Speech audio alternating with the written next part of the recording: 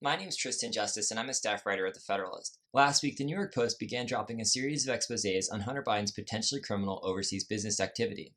The reporting came based on a computer first obtained by former New York City Mayor Rudy Giuliani, who then handed over a laptop retrieved from a Delaware computer store to federal authorities and the New York Post after the laptop was declared abandoned property. The diligent journalists at the New York Post then began combing through its contents and publishing material implicating Joe Biden and his son's overseas business dealings. Questions surrounding Hunter Biden's overseas business activity had long been a subject of suspicion. When scrutiny of the Biden family's conflicts of interest first came to light, the Democrats went nuclear, launching a full-scale impeachment against the president to prevent any unflattering details involving their presidential frontrunner from coming to light. In a sweet irony for Republicans, though, who emerged triumphantly from the partisan sham proceedings, the impeachment process actually attracted wider attention to the Biden family's conflicts of interests. Now, starting in Ukraine, Hunter Biden took a lucrative job on the board of a Ukrainian energy company named Burisma in 2014.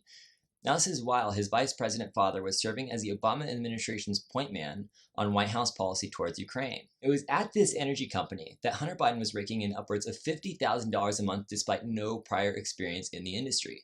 Joe Biden, meanwhile, pressured for the firing of a Ukrainian prosecutor who also had plans to investigate his son's energy company. Joe Biden would later brag about this firing at a much publicized event with the publication Foreign Affairs. In a long-anticipated report last month, Senate investigators also accused the owner of Burisma of paying a $7 million bribe to shut down Ukrainian officials launching an investigation. This bribe set off red flags within the State Department and the Justice Department. Around the time that the State Department learned of the bribe, the State Department's top official in Ukraine had also raised concerns about Hunter Biden's lucrative board position with the vice president's office, but was dismissed by the White House. Throughout this entire time and throughout the entire presidential election, including the primaries, by the way, Joe Biden has repeatedly denied that he ever discussed business with his son or, quote, anyone else. Joe Biden even fat-shamed an Iowa voter who pressed the former vice president on the issue.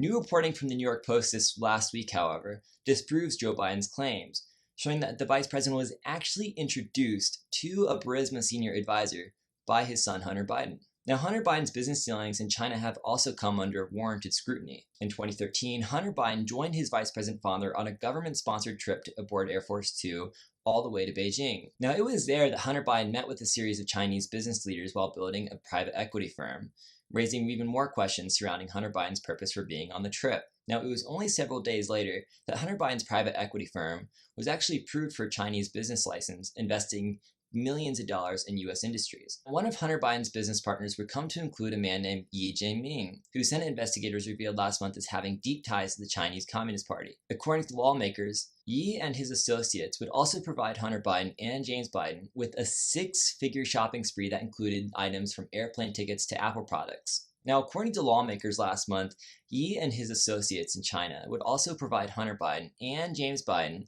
Joe Biden's brother, with a six-figure shopping spree that included purchases for items such as airplane tickets and Apple products. And the New York Post would also publish emails last week showing that Yi offered Hunter Biden $3 million a year for, quote, introductions alone. Now, considering Hunter Biden's last name, one can easily imagine who Hunter Biden was selling access to. That same email would include a mysterious note to set aside 10% for, quote, the big guy. Now, people with intimate knowledge of the coded language in the email would later confirm that the reference was indeed to Joe Biden. In other words, the Democratic nominee for president stood to rake in millions of dollars from leaders associated with the Chinese Communist Party, with Hunter Biden serving as the conduit. Now, immediately after the Post's bombshell reporting, Democrats, big tech, and mass media have all tried to either dismiss or delegitimize the Post reporting. They've called it a distraction. They've called it a waste of time.